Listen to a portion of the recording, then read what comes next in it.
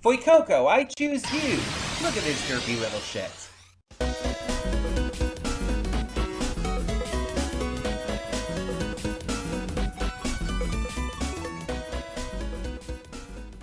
Hey everyone, welcome to Princess Gay. I'm your host Connie, and today we are here with my first impressions reaction to the first two episodes of Pokemon Horizons. So if anyone here is new and doesn't know what a first impressions reaction is, let me explain that real quick. So here on the channel, I do something called first impressions reaction. Sometimes I do a few of them in the same video called the first impressions showdown.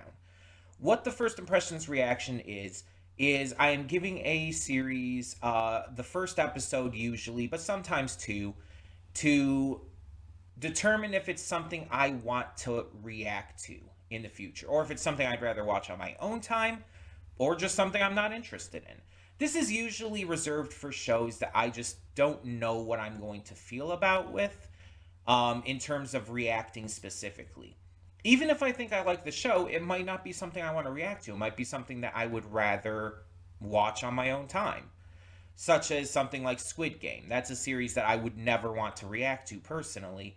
That's something I prefer to watch on my own time when I'm like, eating something or laying in bed at night and just relaxing. It's something that I can just, watch at my own pace and enjoy at my leisure. Um, as crazy as that sounds with a series like Squid Game. But for Pokemon, this is a complicated thing because this franchise has been going on for so long, and the anime has had so many different series to it. Some of those series are really good, some of them are pretty bad, and some of them are a mixed bag. It just depends on the version. Okay, so that is what a first impression is. That is why I'm doing it.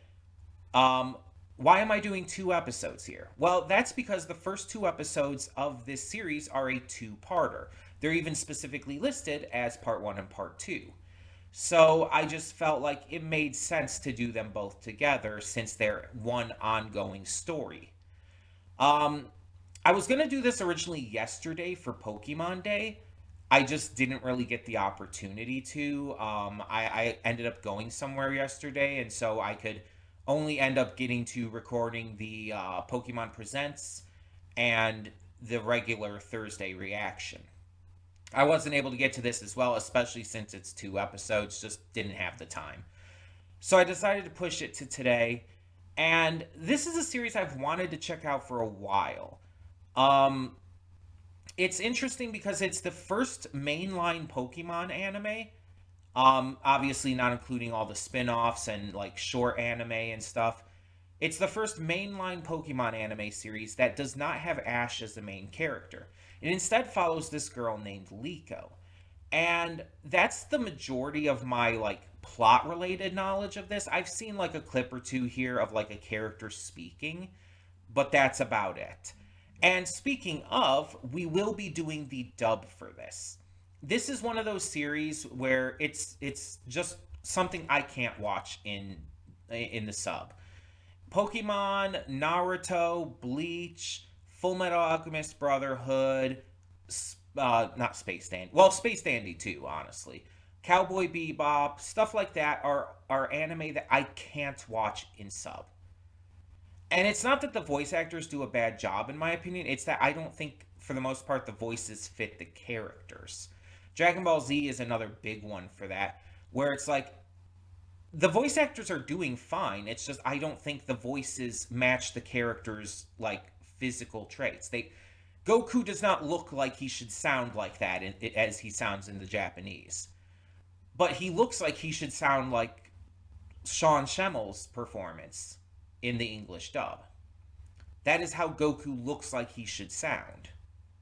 That is how I would imagine he would sound if I were just looking at an image of him. And so, Pokemon is one of those that kind of has that vibe going for it. It always has for me. I've checked out some Japanese clips and just couldn't get into it. And on top of that, the Japanese does have some changes with certain Pokemon names. Some names are different in the Japanese compared to the English for Pokemon. And my autistic little brain would just get confused if I'm being completely honest. Some of those name changes would throw me off and it would kind of hurt the immersion for me a little bit. That's just me. So I prefer to watch this in English. I'm just used to the English names as well. Like, I don't know if Fuecoco is Fuecoco in Japanese. I actually don't know. So it's like if it were called something else, I would probably get really confused. um, so yeah, I don't know too much about this in terms of its plot. I do know it follows Pokemon Scarlet and Violet. It follows the ninth generation. I do know it involves like being in Paldea and everything, unlike the Gen 8 series with like Ash and Go, that were like them traveling all over the world to all the different regions. This one, to my knowledge, is in Paldea.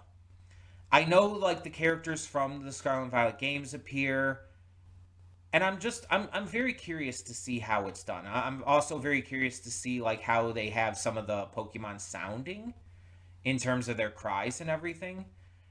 Um, and I'm just hoping it ends up being really good. Like, I grew up with Pokemon. It's something that I have a lot of love for in my heart. I've played the games, I've played the card game, I've watched various forms of the anime, most of the movies. I've collected like a lot of figures and other stuff. A lot of great things. And it's part of my life. It's part of my not just childhood but adulthood as well. It's my favorite video game series ever. And so I want to see this succeed. I want to see it do well, and especially with it being the first series that like Ash is not the main character of. And I don't know if he even appears in it at all. I don't think he does. I'm just really curious to see how this goes without him. Because we're not going to have like Ash and Pikachu going around. We're going to have Liko, and I think she chooses Sprigatito. I think. But I know Afoy Coco and I think Quaxley are involved as well. You get to see like all the starters, obviously. Um, but yeah, I'm very excited to see how this goes down. Is Team Rocket still in this, like Jesse James and Meowth? Because if so, I'm wondering what kind of new Pokemon they're going to get. I'm also interested to see like Paldean forms of Pokemon, like Paldean Tauros, or the like. They're not Paldean forms, but they're like alternate kind of like versions of Pokemon. Like there's Wiglet, which is not like a Paldean Diglett. It's its own species. It's a weirdly complicated thing, but it's technically you know, zoologically correct based on how real life zoology and all works. It's like that animals can do shit like that. um yeah, I'm excited to see how this ends up going. We're gonna check out these first two episodes, and like I said, we're gonna determine if it's something I want to continue to react to in the future, something I would rather watch on my own time, or something I'm just not interested in. And yeah, hopefully this ends up impressing. But let's just get into this and see what we have in store. Hold up just a sec. Before you click that link down in the description below to get to today's video, I want to remind you of all the awesome content we have both on this channel and the Princess of Gaming channel. Let's check it out.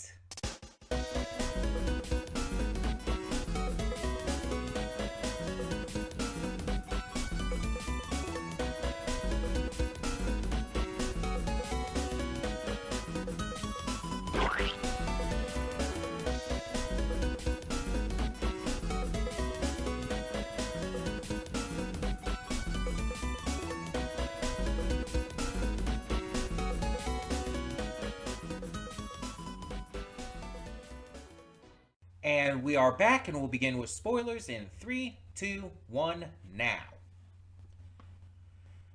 So I looked up because I wanted to know who Major Attaway specifically voiced. He's Murdoch. And it's like, oh yeah, he's definitely Murdoch.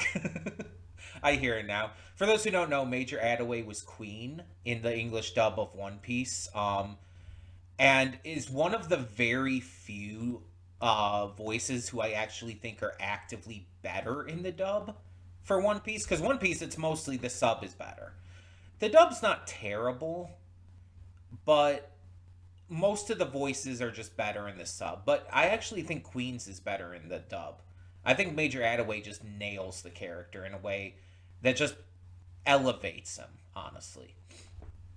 Um, but Kira Buckland is Sprigatito, by the way, which is really funny to me. It's like, of all the roles for Kira Buckland to play. Um, so I think the best way to describe this based off these first two episodes is that this series feels like a Pokemon movie. And what I mean by that is if you remember like the Pokemon movies, not just the first one, but any of them, they always have like this bigger scale to them. They always have like this wider scope to where they feel like compared to the series, they're more action packed. They have like bigger enemies who are much bigger threats to the world and stuff. They have a lot more like intense shit going on. While the series is mostly like, oh, we travel from place to place, we fight a couple Pokemon here and there, deal with Team Rocket, face a gym. It's like the series is very chill compared to the movies typically. The movies have, like I said, a much more intense vibe. This series, based on these first two episodes, like I'm sure it's not going to keep this vibe at all times throughout the entire series, but this feels like a movie, one of the Pokemon movies, and I say that with like praise because the movies with their larger scale always felt like this grand event. Whether it was the first movie, whether it was Curse of the Unknown or Destiny Deoxys or Jirachi the Wishmaker, they always seemed to have just this scale to them that made them feel like this big event. Like every time you would see one of the movies, whether it was theatrical like the first movie and whatnot, or if it was just like most of them and straight to DVD basically, um, they always felt like you were like experiencing something, like you were witnessing something special compared to just watching the series, no matter which series it was. And these first two episodes have such intense scale. It like escalated super quick. Like, okay, we're following Liko. She has a lot of self consciousness issues. She's very like timid around others. She doesn't really know what she wants from her life. Very relatable, hitting me in the feels already. Very, very much making a likable main character that a lot of modern people are going to be able to relate to. Which I don't know what that says, but let's be honest. A lot of people in the modern day can relate to that, and and speaking as someone who does. Um, but you like get introduced to like this Pokemon school in Kanto. You get introduced to these characters. You start to see like these different Pokemon you're introduced to. You see Oshawott, you see Sprigatito, you see just various other Pokemon around, and it seems very casual. It seems very nice, and it seems like your typical Pokemon series, just obviously without Ash. And then all of a sudden, this shit starts with these villains coming out of nowhere trying to steal the necklace Liko got from her grandmother, and then eventually trying to kidnap her while she's meanwhile being protected by these like this like airship rebel group or whatever. And it's like, what? How did this escalate into this? This is Pokemon. That it changed up so quickly. It became so serious and so intense. And this is just a two-part premiere. Like the third episode is not like a part three necessarily. Yet it also still ends on a cliffhanger with Sprigatito being kidnapped by these villains. And it's like, what? Excuse the fuck out of me? Um, okay. I was not prepared for this today. A lot of the pacing and whatnot feels very Pokemon. Like Pokemon's pacing can be pretty quick. A lot of times it doesn't like hold on scenes for too long, and will just kind of like go, go, go. And I'm I'm okay with that because it feels very Pokemon. I'm used to it, and it feels like it's like, yeah, that's kind of how this series goes. It compared to other stuff I tend to watch and react to, it does like kind of throw me off a little bit, admittedly, but I expect it going into something like this. Um, the actual like story here, like both before and after shit gets wild, is actually pretty good though. Like again, I like that Liko is very self-conscious like this because it is so relatable, and it allows to like showcase a very notable difference from Ash, because Ash, let's be honest, was a little too confident at times, sometimes even cocky. Ash would be like way too ready for anything. So seeing Liko be kind of the literal opposite of that gives a good contrast with for our new main character. It allows her to really stand out compared to Ash and makes it feel like a different experience, which is smart because if they just did the same thing again, it wouldn't work. It wouldn't really work. And I'm not saying you can't have characters like that in this. I know there's at least two other companion characters that she's gonna get. One of which we saw in the ending with the Fuecoco. Um, I could maybe see him being a little more gung ho about things, but I hope he's not just like Ash in that way, but is kind of his own brand of that. You know what I mean? I guess we'll see. Um, we also have like the first part of this story, Liko trying to understand Sprigatito, because at first Sprigatito's kind of doing its own thing, not really listening very well, not connecting with Liko. But we kind of find out by the end of these two episodes that it was trying to teach Liko to have that self confidence.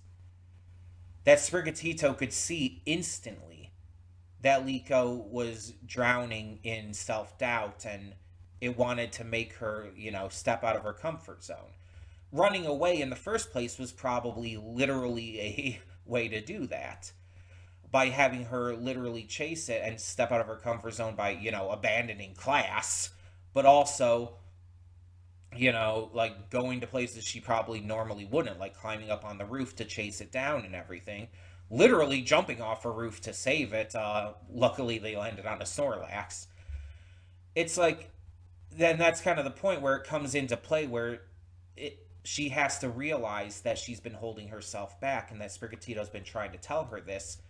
And that's why that moment at the end there where she and Sprigatito use leafage to fight against the bad guys hits a lot harder than you would expect. And it's why the leafage is so much more powerful, because their connection has grown and because Liko has found the confidence to truly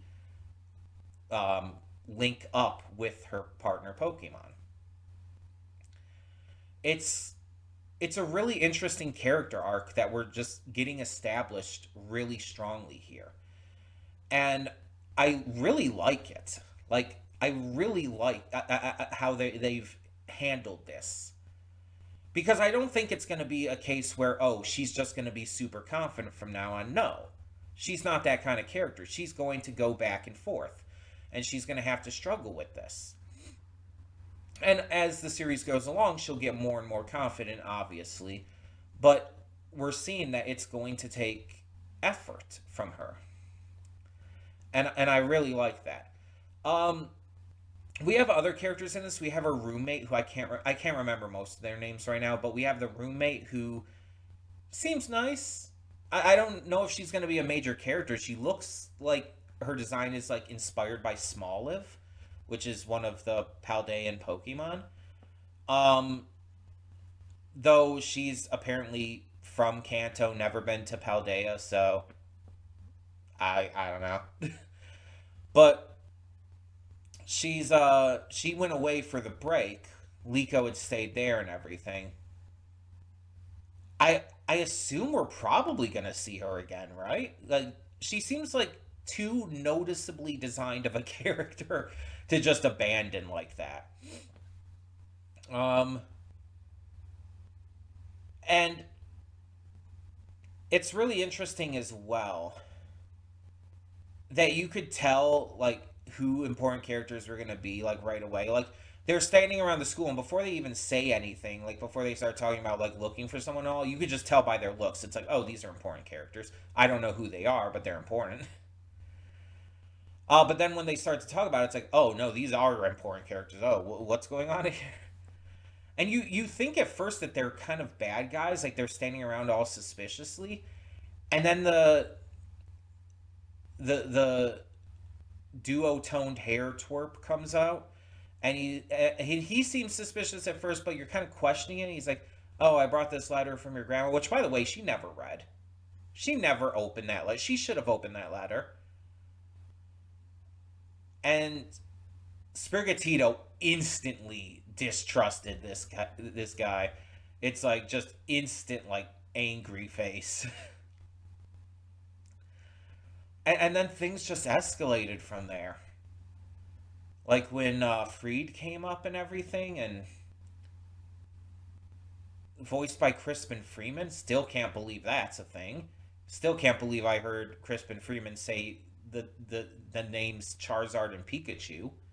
That's like throwing me off. I have heard Crispin Freeman in so many things, and it's just like Pokemon is, not to my knowledge, one of them. He's very welcome, obviously, but it just threw me very off there. I knew I recognized his voice instantly too. I just couldn't place it, and then I saw his name in the credits of the first episode. It's like absolutely him. um, he was great as always. I mean, Crispin Freeman's always been a fantastic voice actor, so no complaints there. All of the VAs did a great job. I think they really sold the characters well. Their performances felt very real and very honest. Which for a lot of the Pokemon anime is not necessarily the case. There's a lot of the Pokemon anime that's been very over the top in its performances, especially in the early days. And mind you, well, at least in the early days, Pokemon was dubbed by, I believe, 4Kids. So it kind of makes sense that it was over the top. 4Kids very much did that with with Yu-Gi-Oh, with Pokemon, with um, One Piece, and all the things that they dubbed. They very much dubbed things very over the top in terms of performances, which was fun and great. Like I'm not like upset at that. Like I have so many fond memories of all of those shows like growing up. Like even the One Piece for kids, which was not great and didn't follow things well, but it got me into One Piece. It was literally my first experience with the series, and I wouldn't be like such a fan of it now if it weren't for the 4Kids dub. So yeah. Um but yeah, it's cool to hear like the performances are so like real comparatively.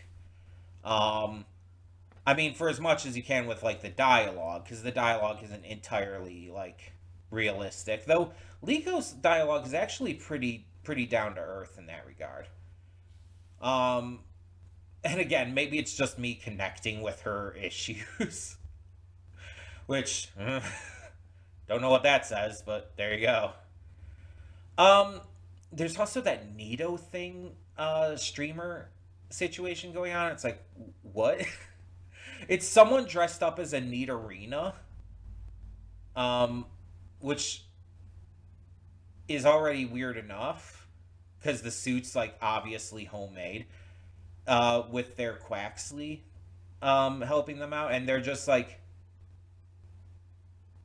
being weird on stream. People would watch it. People would absolutely watch it. Not for me though. It's like I don't tend to watch most streamers in the first place. I'm not a big stream person. Um, and on top of that, it's like if I did watch a stream, it would be something like a gaming stream or something. It wouldn't be like whatever that is.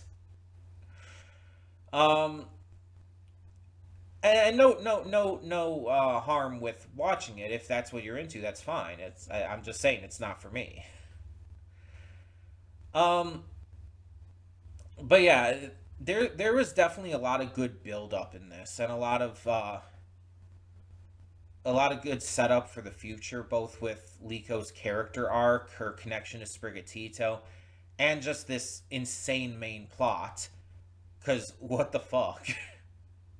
But I'm very into it. Like I think this is great. This is like a really strong start that I think really just knocks things out of the park. It's it's not at all what I would expect from a Pokemon anime, and I mean that in the best way. It caught me off guard to such a degree that it didn't feel like Pokemon, but it did feel like Pokemon at the same time. And I'm kind of awestruck at how they were able to achieve that. But with the cliffhanger it left off on as well, it's like I have to know what happens. I have to. It's like I am invested. I am like strongly invested in this now. We're absolutely reacting to this in the future. I can't say when it's going to happen. I'm not going to like make a statement on that because what, for those who don't know, for those who are new, when I do a first impression and I choose to react to it in the future, I put it on a list because I only have so many slots open during the week. I can't promise like, oh, this is going to come up soon because I don't know. Whenever I choose something to take over a slot after I finish a show, I'm choosing based on what I'm interested in checking out at the time. Like, is this series going to be something that is going to balance well with the other things I'm reacting to? Is it going to be something that I'm in the mood to check out right now, etc., etc.? Sometimes shows will be on the list for a while before I get to them. And I do plan to get to everything on the list. It just sometimes I have to wait until I'm in the mood for that show. And sometimes I will prioritize certain shows over others because, I'm more invested in checking them out. Um, so I can't say when I'm going to get to it again, but it is being put on my list for sure, and I will be getting to it in the future. I just don't know exactly when. It could be soon, it could be a long time from now. Um, there might also be polls again in the future. I've done polls at various points, and sometimes I'll do like a poll or even a randomize option for even stuff like first impressions, where it's like, oh, I'll put these options on a randomizer wheel and spin it, and I'll just go with whatever I come up with because I'm not really sure what I want to do right now. And I've been thinking about bringing back polls at some points, but I'm just not sure right now because we don't have a huge viewer base. So trying to get enough people to vote on a poll to make it worth it is sometimes difficult. That's why I stopped doing polls so actively because, like, when you're only getting like 10 votes, it's like, what's the point? Like, there are a couple that I managed to get like more on, but that's not super common for me because, again, we don't have a huge viewer base. Like, even though we have like 700 something subscribers, not everyone is super active. Some people only watch for certain shows, which is fine. If you're only watching certain reactions, that's fine. Watch whatever you want to watch. But yeah, it's like it's hard to do polls that way. But either way, no matter how it comes about, I will be doing Pokemon Horizons again in the future. I very much need to see how this goes.